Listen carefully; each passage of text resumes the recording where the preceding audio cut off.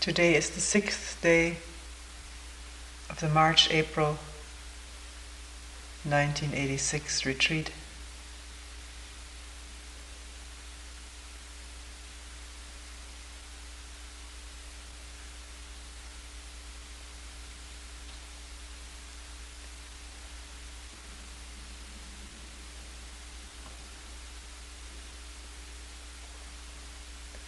There are two topics that I would like to get to, and they're not unrelated, or may turn out to be related. One is about this whole matter of feeling okay. The other is a matter of fear of dying. And then just to begin with, a few more words about whether in meditation there is in fact effort in this meditative attention, awareness that we've been talking about. We're not talking about effort of the will. We have discussed that. The willpower, where there are self-centered motives and goals. The will itself implying a resistance to be overcome, to be ever overcome. Because will creates resistances. This can be observed in each one of us. But the effort of energy gathered and applied to looking at something. There's the awareness in which there is nothing coming up, no talk given. So there needs to be no looking at anything. The attention is completely without focus. Energy just gathering in not doing, not knowing what this is, that is, and the associations, but not knowing, just listening, attending.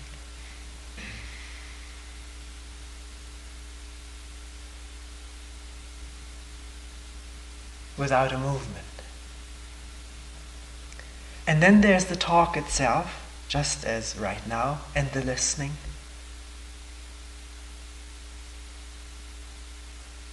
In which energy is used to look and listen at something, not to the exclusion of awareness of the space, the air, the sounds, this body that's sitting there. And yet, to say something, to look at it, to put it into as appropriate words as possible, and to listen, they can be arduous. Because it is also not letting our habitual channels of distraction be energized. The energy not going into this and this and this channel of association and thinking and dreaming, but gathering and looking at whatever is being said or pointed out, or whatever is, the saying of it, the speaking of it, the listening of it.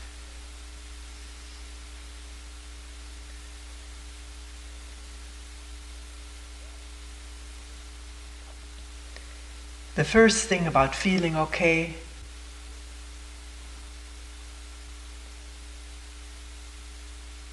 it's being brought up in meetings at times.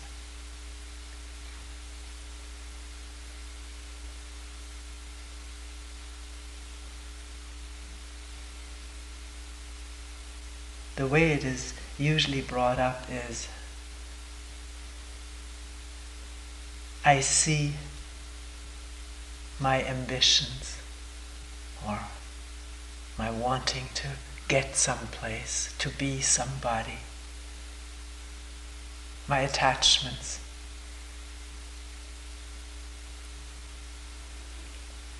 Greed, whatever. I see it. I'm aware of it. And at the same time, I feel guilty about it. Anxious or fearful. Not just about being that way, but about the effects of it on other people.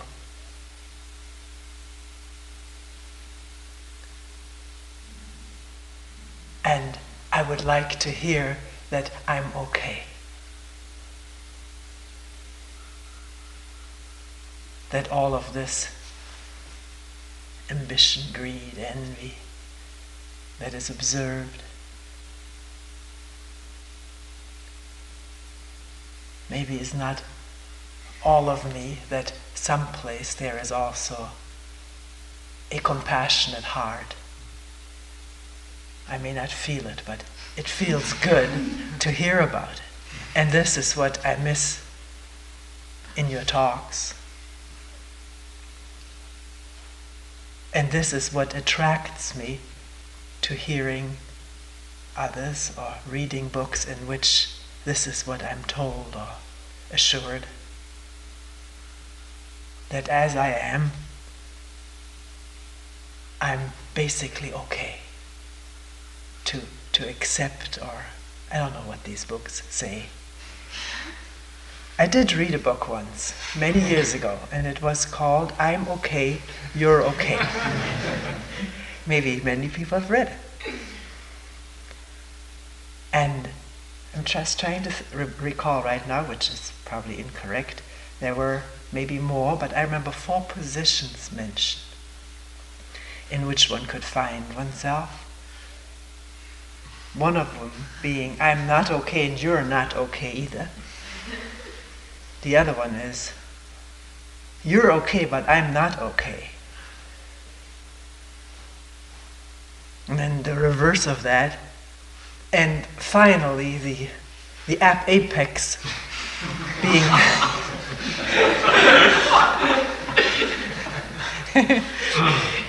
I'm okay and you're okay. And I think there were quite detailed, worked out instructions of how to get to that position. I'm okay and you're okay. Meaning now we can coexist and relate to each other in peace and harmony.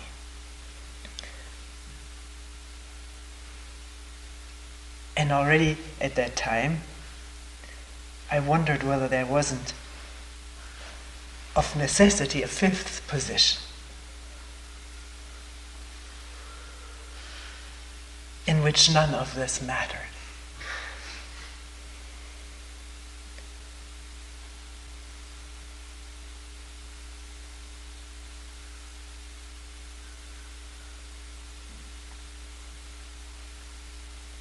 In which there was no I and you.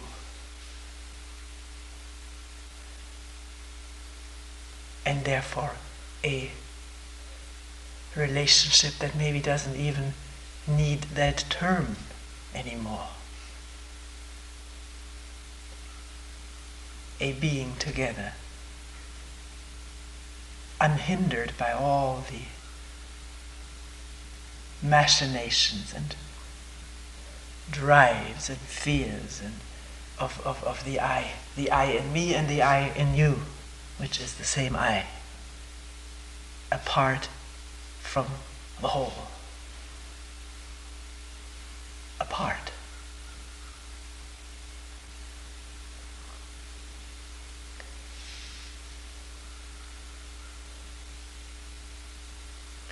I don't think it's ever said, and I don't mean to sound or be defensive about talks, but I don't think it's ever said to look at what one discovers in oneself with any kind of a judgment. That the very essence of attention is the absence of judgment.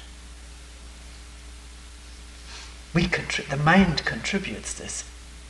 On the instant of seeing something, there is a judgment. That's how it's programmed. Whether the program can be broken, interrupted, or collapse is a vital question which we're putting all the time, from the beginning of a retreat to the end, and then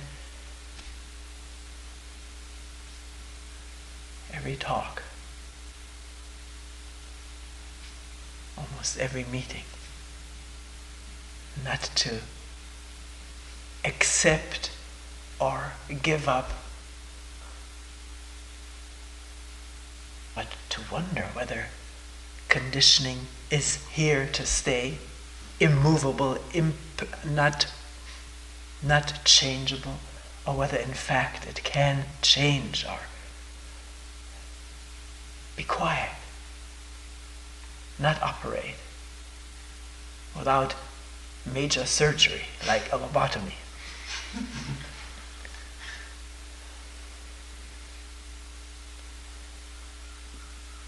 It's, I think, clear to every one of us here,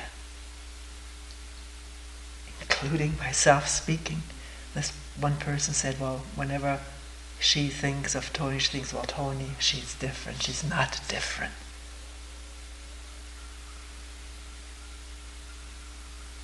She couldn't talk like this if she wasn't observing on the spot what is going on in this mind.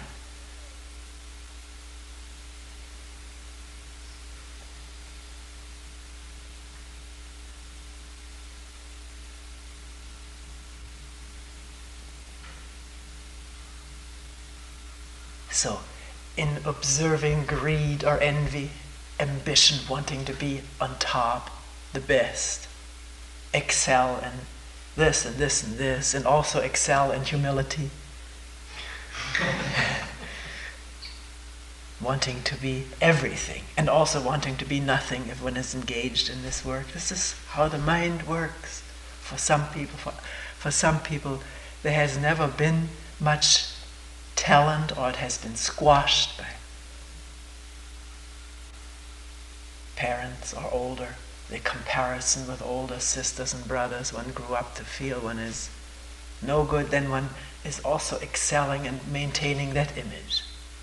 Nothing that anyone tries to tell one really affects this deep feeling of not being any good, not succeeding. And there's attachment to that image. So, here we're already touching upon it. Seeing, getting glimpses of how we think and act, respond, react, alone and together in relationship.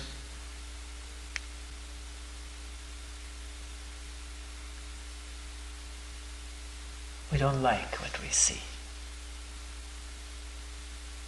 Sometimes that's putting it mildly. Sometimes it's so appalling to one that one just refuses to look again and erects the screen with the image that one is used to.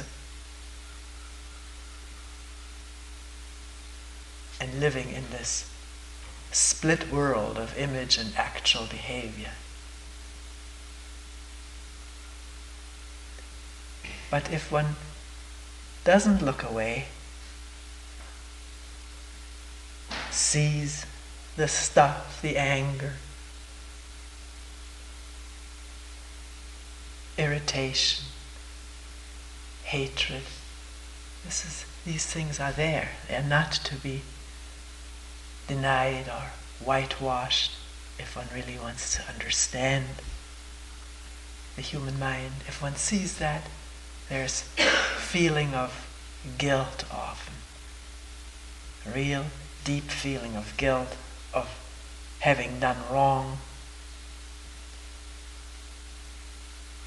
maybe of doing wrong again, of being bad.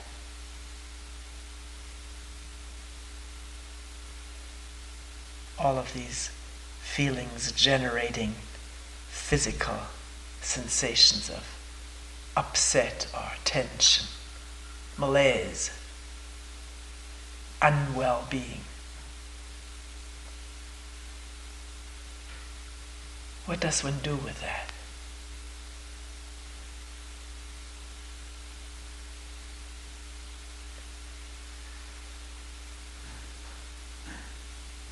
Does one sort of gather it all up, as it were, in a bundle and take it to someone, a therapist or spiritual guide?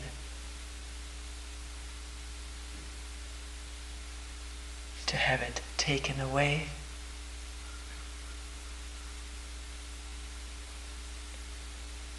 Or to have it, to be told that in spite of all of that, one is okay. That underneath of that there is perfection, wholeness, Buddha nature. God loves one, Jesus loves one.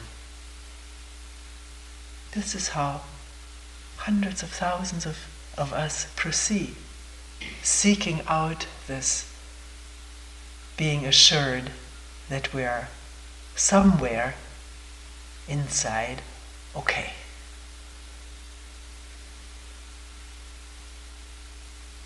Often this assurance is connected with practices, penitences, or trying to concentrate on the idea of compassion or kindliness.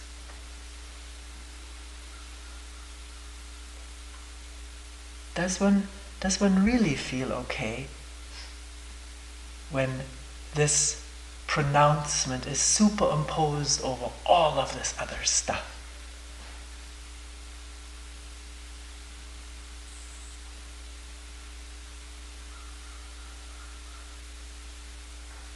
Or if one does, how long does it last before one has to hear it again?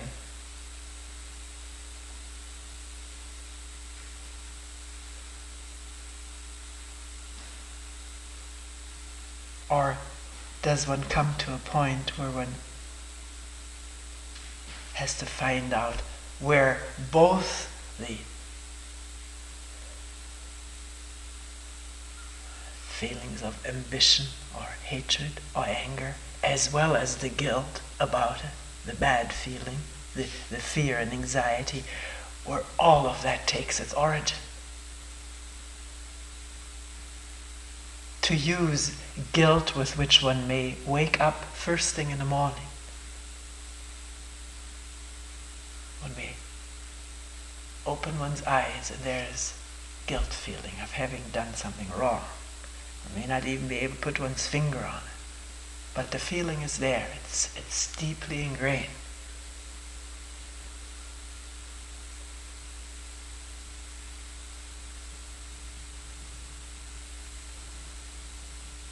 Will one look for comfort and assurances, belief of some sort?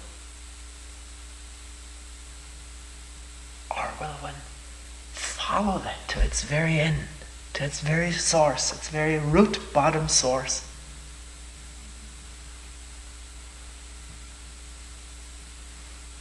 No matter how uncomfortable, disquieting, anguishing the feelings may be in the process.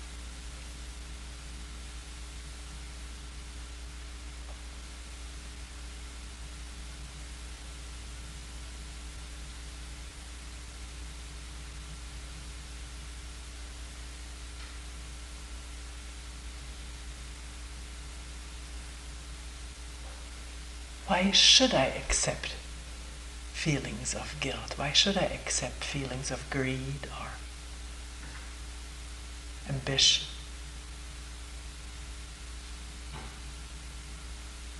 I want to understand them, what they do,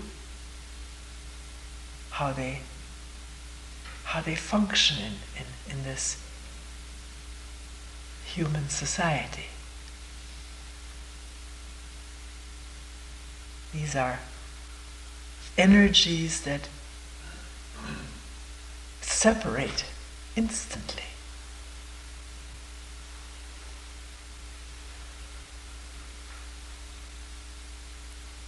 that cause all of our miseries, conflicts, sorrows, lack of relationship.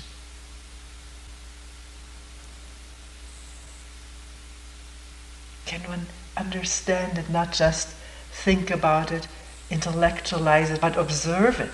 Observe it from moment to moment as it happens in oneself and one's friends, acquaintances, co-workers, people one sees give speeches on television.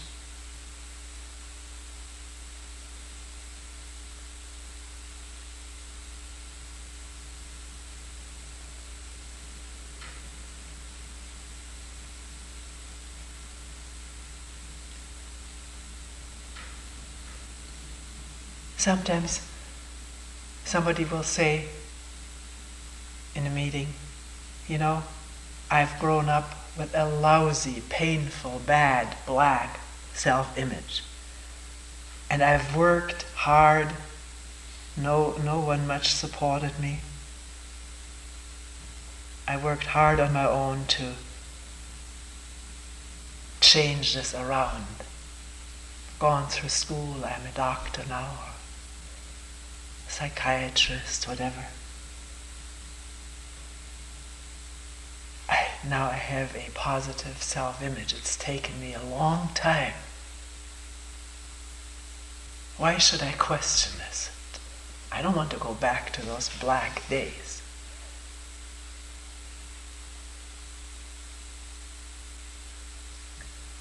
What does it take to see that self-image is self-image, whether it's positive or negative?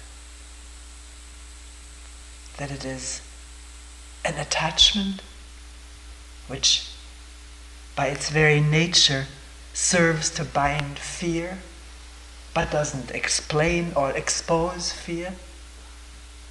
The fear of not having it, or the fear of being bad, as the image says, and that it separates us from each other. That it prevents realization of the truth of human behavior as manifested in me and you.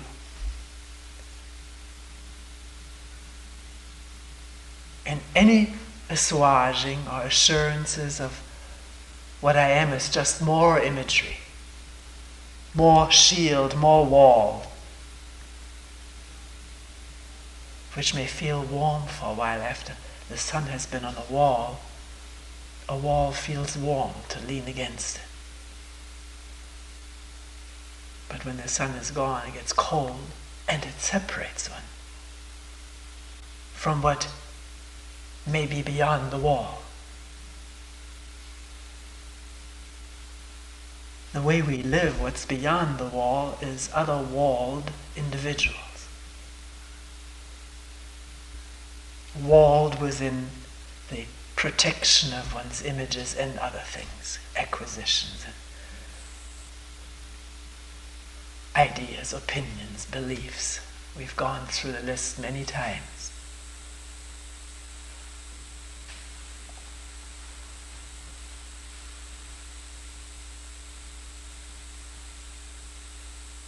What good is it to be assured that it's okay to have this wall, or it's okay to have an image? It's okay to be the way one is, with that creating the image of okayness. What will make one understand this whole dynamics, the dangerous dynamics of images?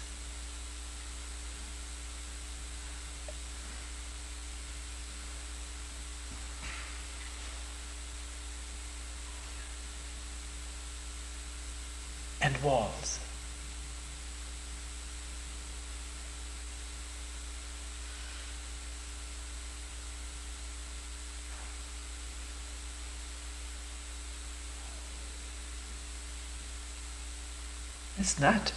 It's not impossible to see it and understand it. In its very depth, if the mind will not rest in its walls.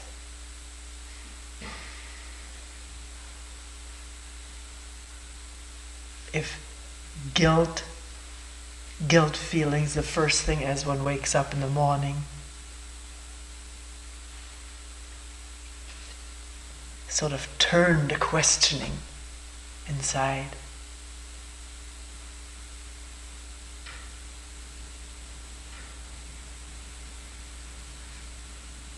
Not just questioning ad infinitum, also listening.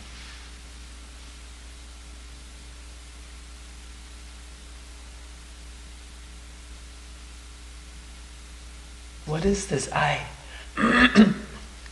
What is this I that feels bad or good? Depending on what it remembers it has done, and depending on what other people tell it that it is.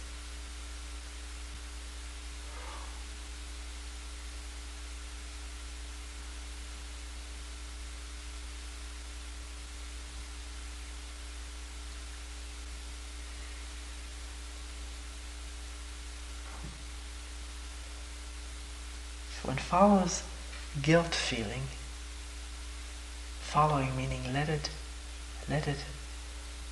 unfold, tell about itself, show about itself.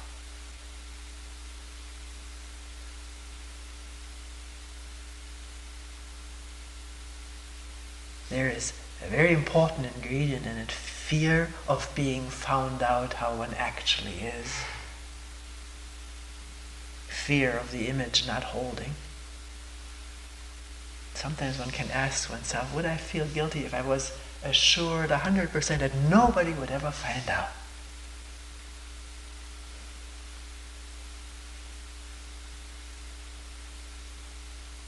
It's only one part. The other part is really a bad or sorrowful feeling about having hurt other people. And the possibility of doing it again. What one has done, what has happened, has happened. It cannot be undone. One can apologize, but it's the past. It's now memory for everyone. By dwelling in this memory and attaching to these guilt feelings, or fighting with them, there's no attention. And in this inattention, the same thing that one did so habitually last time happens again.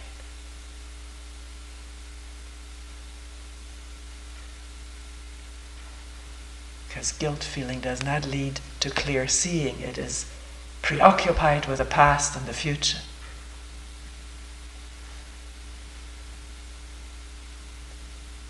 And in a very specific way, my doings, my personal doings.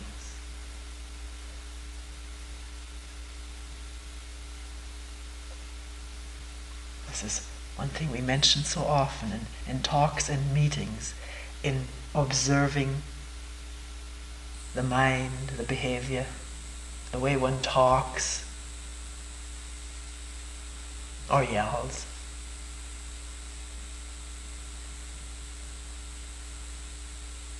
And the way others respond, and one may reinforce each other in angry exchange. Is it possible at whatever point to see two human beings engaged in this ancient struggle, conflict, fight?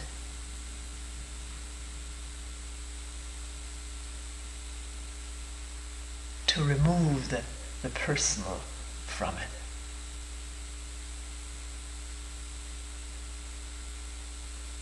I think then it would be easier to look and easier to understand. The difficulty comes in when the thought goes, what she did to me or what he.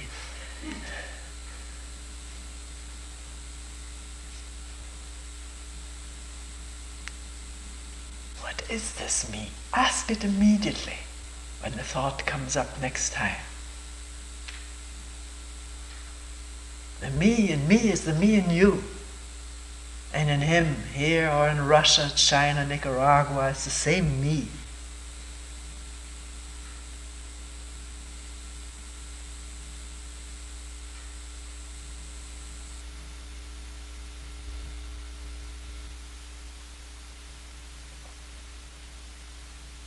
Whole aggregate of thoughts, impressions, remembrances, images. And the fear of not being me, not being that image, of being something different, which is actual, which can be seen but doesn't want to be seen because the attachment to the image is so habitual.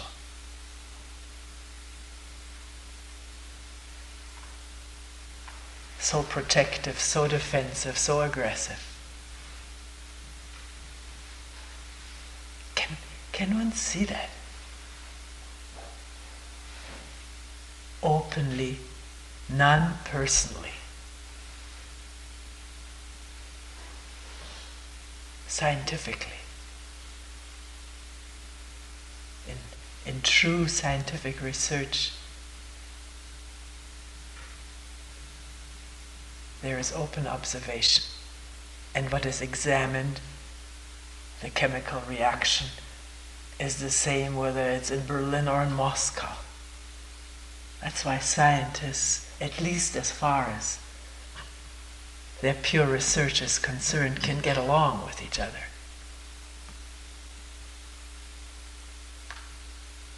It starts getting into trouble when personal ambitions come in, that I invented that first, and therefore should have the Nobel Prize.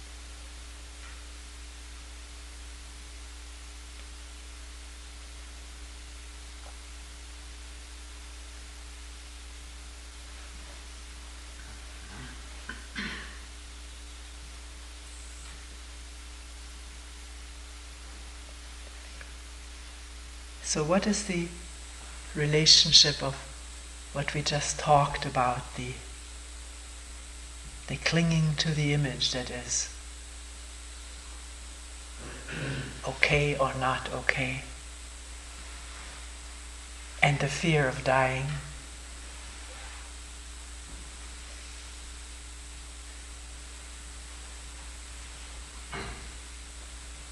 Several people have brought up fear of dying in meetings.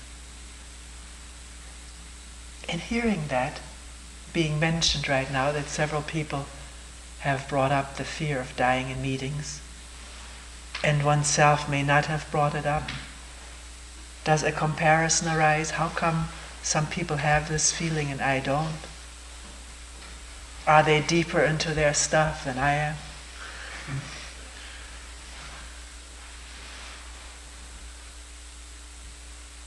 Can one, when a comparison like this comes up, can one instantly take note and put it to rest because it doesn't help in listening and looking?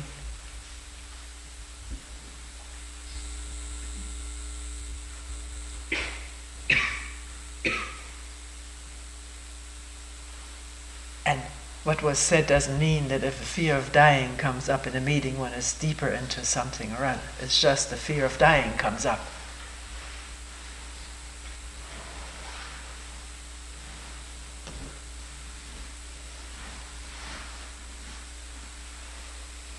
What is fear of dying or fear of death?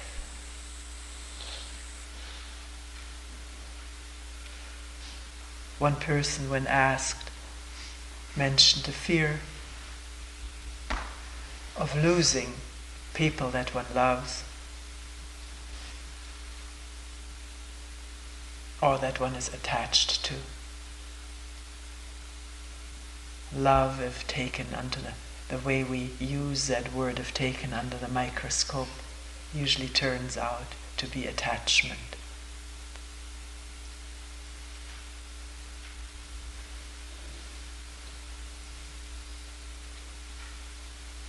attachment to whatever it is in relationship that one treasures, tenderness, taking care of, being taken care of, and the fear of that coming to an end. Not because it's imminent in one's friend or parents or spouse, but because one imagines it.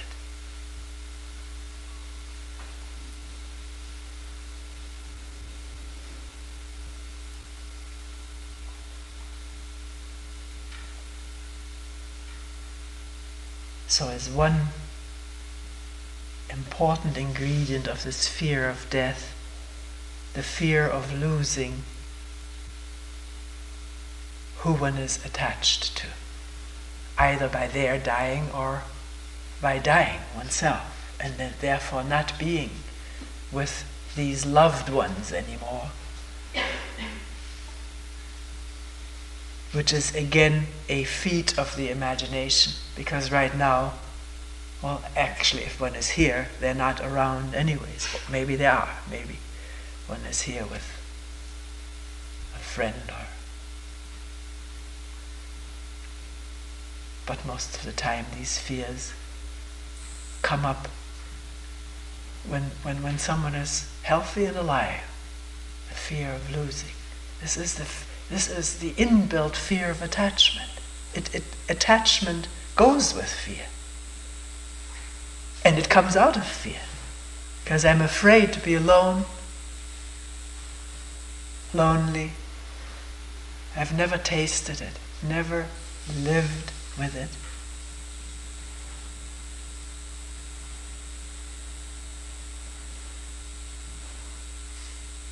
I attach to someone or something, which binds the fear temporarily, but it lurks there all the time, and in a quiet moment it surfaces. What if I lost this person? What then would happen to me? What would I have to feel and face again?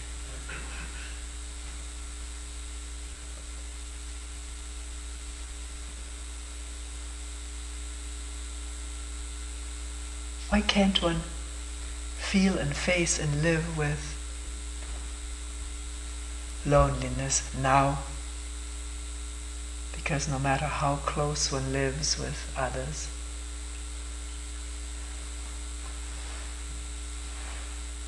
depending also on the quality of the relationship, there can be deep loneliness. Particularly when one is scraping off the veneer of one's superficial activities to keep it in abeyance.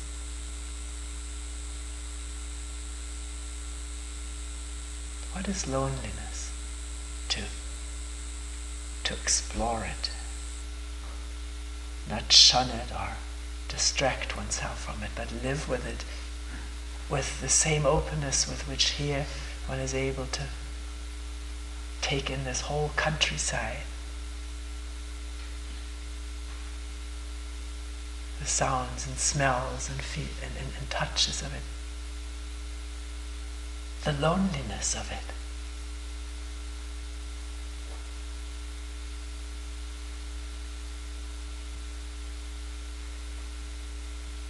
If one really walks through the woods or along the creek,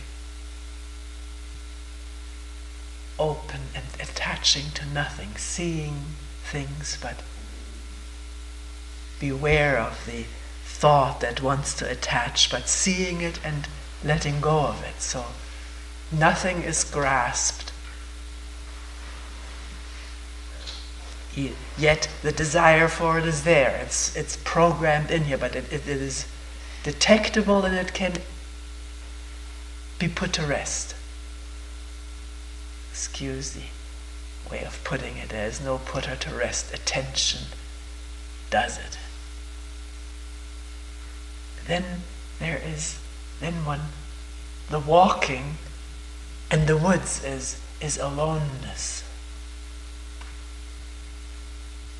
Aloneness without a twinge of pain. The twinge of pain comes up if one thinks, I won't be able to walk through these woods maybe in another 50 years. A thought came to me the other day, walking through the woods, seeing a lot of these oak crowns lying around in an area that in the beginning we called the disaster area, because wood had been taken, had been felled, and certain chunks of it taken out and all the rest left lying there. We all have seen it. And this brain walking through the woods tries to put the woods in order. Remove the trunks so that there's light for the new oaks to come up, and so that the topography, the rolling hills can be seen. And wondering, when will this ever be done? And the answer that came was, in 100 years. And with that, this twinge of pain, I won't be able to see it.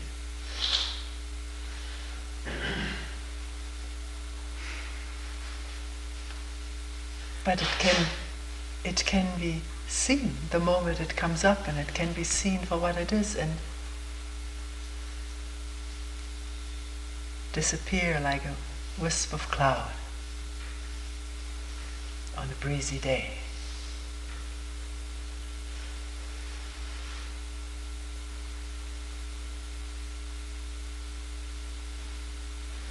Is that part of the fear of dying, imagining what one won't be with anymore, won't have anymore?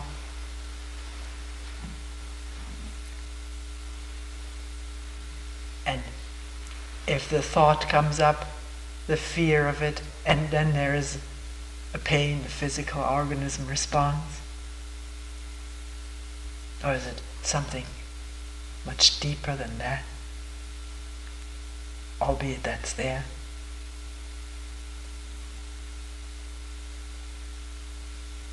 Let's look at the very thing of I won't be there anymore. What is this I again that won't be there? Isn't it again our old friend, the image?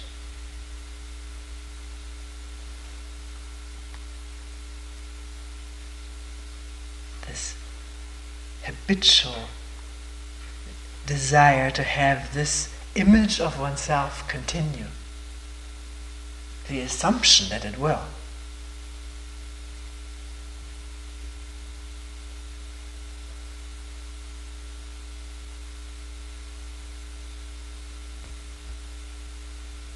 And why does it have to continue even from this moment to the next?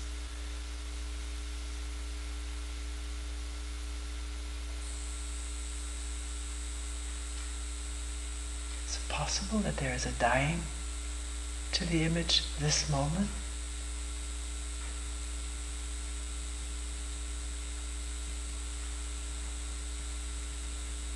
Not imagining it to continue and taking security in that thought, refuge in it, refuge in continuation of my image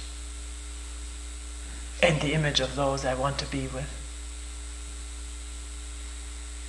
Can, as that comes up, there be an instant dying to that?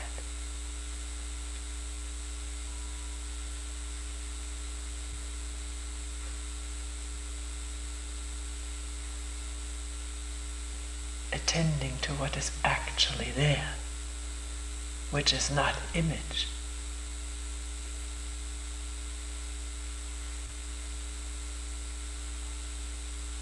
And if this arouses feelings which one may label as fear or anxiety or loneliness,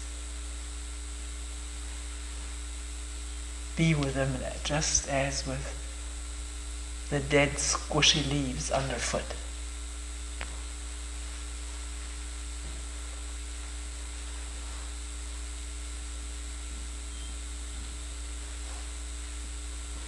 What's so difficult about this?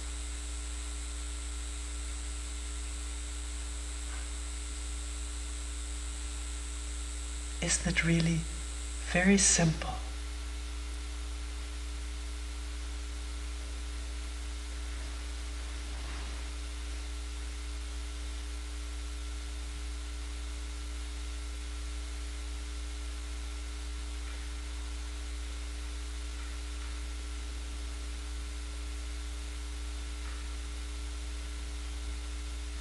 Seeing also with a renewed understanding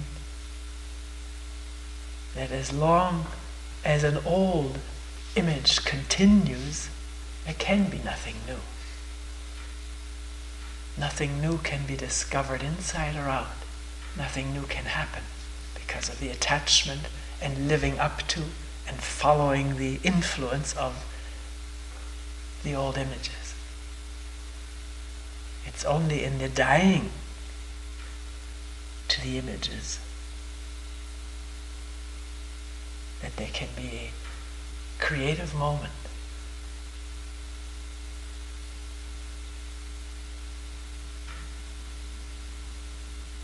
in which there is love which is no image.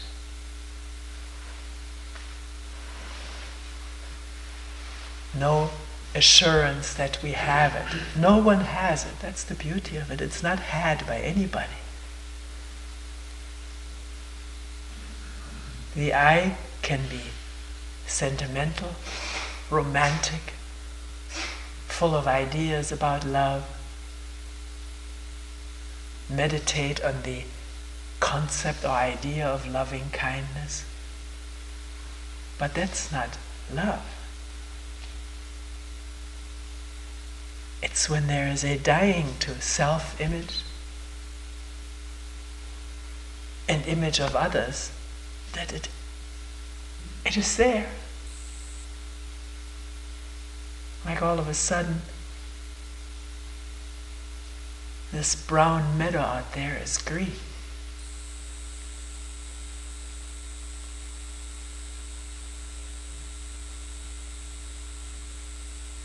Because there's some warm sun.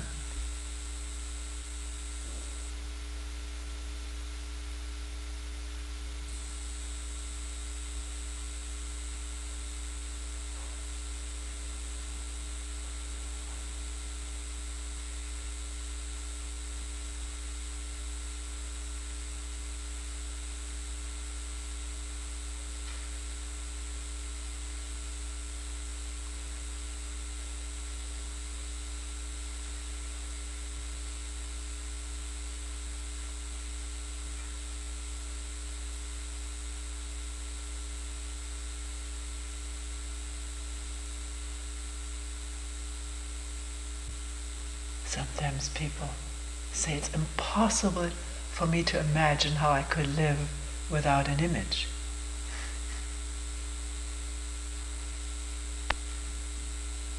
But it's not demanded that we imagine it. It's a matter of doing it, of trying it out. The imagination immediately brings fear and ideas and resistance, withdrawal, seeking for assurances, comforts. But the moment of living without any image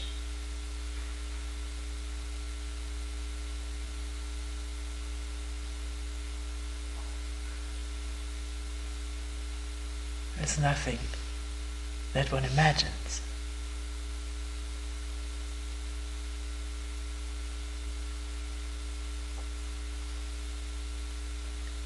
I think that's why we're afraid of death, because we imagine it. We imagine it as being something that we imagine to be horrible or frightening. But dying is the absence of imagination and illusion. The dying to that.